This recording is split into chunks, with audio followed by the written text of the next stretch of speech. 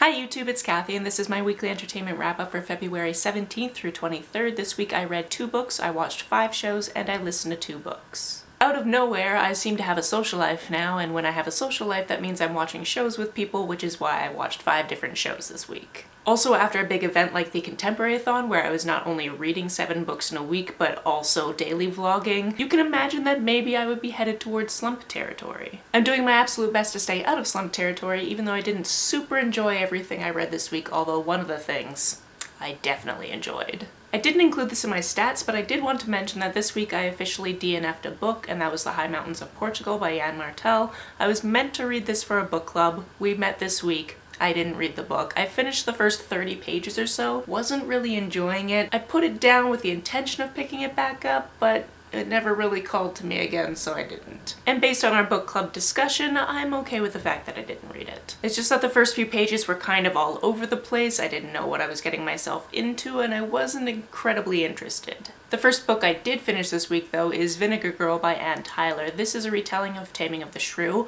I have never read Taming of the Shrew. My roommate is actually a Shakespearean actor, and I asked him for like a 1-minute synopsis, and even though he's done the show, he was like, I don't really remember. But I have, of course, seen the most famous retelling of Taming of the Shrew, which is 10 Things I Hate About You. Having never read the original source material, I can't really tell you how this stacks up to the original, but this one is about a girl who is kind of lost in life. She had been at college and kind of got kicked out for telling one of the professors off. So she moved back home and she's kind of been raising her little sister, and her father is a scientist, so he's always off at the lab. And it gets to the point where her father's research assistant is going to be deported because his visa is expiring, and basically her father wants the research assistant to marry his daughter so that the research assistant can stay. Firstly, the whole marrying somebody so they can stay in the country subplot is not my favorite in the world because I've known too many couples that have gone through visa issues even though they're married, so it just bothers me. Secondly, the way this ended, I just was like, what even the point was this book?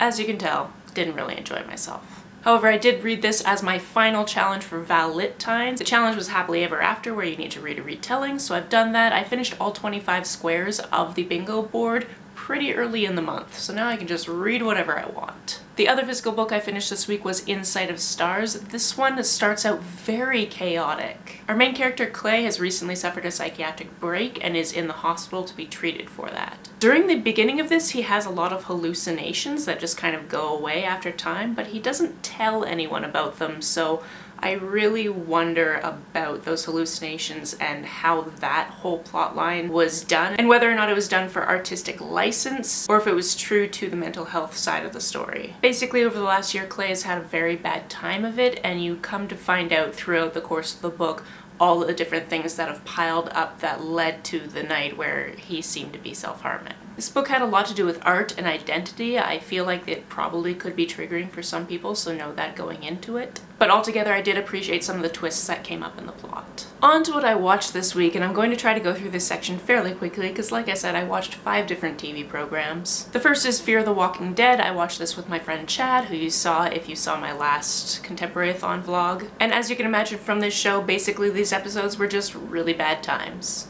Next, I watched 7 episodes of The West Wing with my new friend Rena, who I met on the way down to PodCon. We met on a boat, and I just love this story. We also shared a couple of bottles of wine before even getting to Seattle. For this section of episodes, all I can say is there are so many actors that you will recognize from other things, and I just love going back to this show and seeing them all again when they're all so little. My roommate and I also watched a couple of episodes of Better Call Saul. We're in the 3rd season, and in these episodes you really do see how Jimmy is a really good man, which is interesting because we all know, because this show is a prequel to Breaking Bad, that Saul Goodman is just a made-up name because he needed to make up a name. But at his core, he's a really good guy, which is such a juxtaposition for what we know him for. He just makes some very illegal choices in his life. And then, of course, this week I watched 2 different seasons of Survivor. My best friend and I are currently watching season 17, which is funny because when we started watching Survivor, I think it was just the 2 of us, but now it's also her fiance, Chad, and my roommate. We all watch it together. And then, of course, season 38 premiered this week, which is a very interesting twist. If you haven't seen it yet, once somebody is voted out, they get to this part in the path where it says,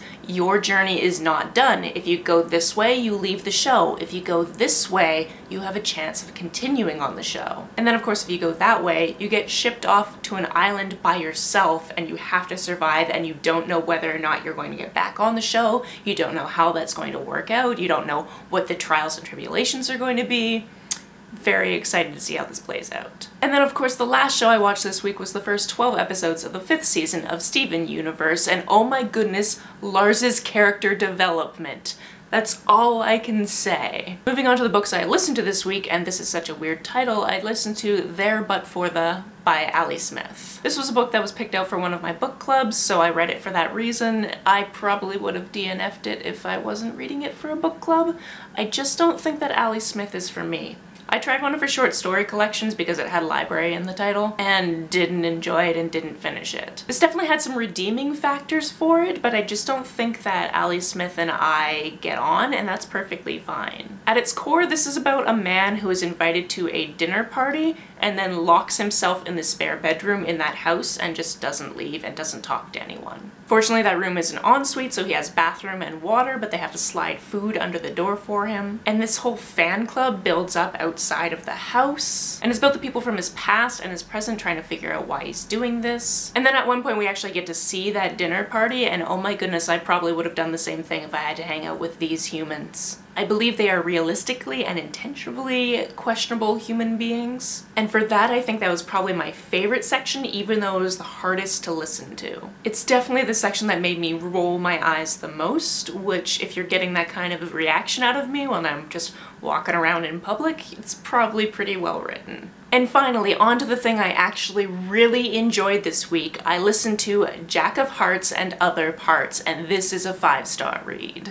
This book is about Jack. He's in high school, he has a couple of best friends, and one of them runs a website because she got kicked off the journalism squad at school. She comes up with the brilliant idea of him doing a sex advice column because Jack has a lot of sex and he's proud of it. He tentatively agrees, figures he'll just do one response to one kind of Dear Abby type of letter. But while this is going on, not only does the principal try to get it shut down, even though it's not happening on school grounds, he also starts getting these notes in his locker. These aren't sweet notes. You find out pretty quickly that he has a stalker, and this is a terrifying situation. Firstly, I loved that this was interspersed with the different questions that he was getting from anonymous readers, and then his responses to them, which were so good. He used lots of personal anecdotes about his adventures or misadventures in the bedroom or other places. And although there was no sex directly on the page, he definitely had a healthy sex life while this was going on. And then the tips he gave definitely talked about communication and consent, and I just loved it so much. One of the most terrifying things about this book is getting to know Jack as his full, beautiful self, and then seeing that slowly stripped away by the actions of the stalker. I was very scared for him. I go into these things trying not to figure out who the stalker is going to be, and I honestly feared it was not going to end well. Seriously, pick up this book as soon as possible. That's it for this week. If you've read, watched, or listened to any of these, let me know about it down in the comments below. On the way down to the comments, if you hit that subscribe button, that would be very nice of you. You can like and share this as you see fit, and I will see you very soon. Bye!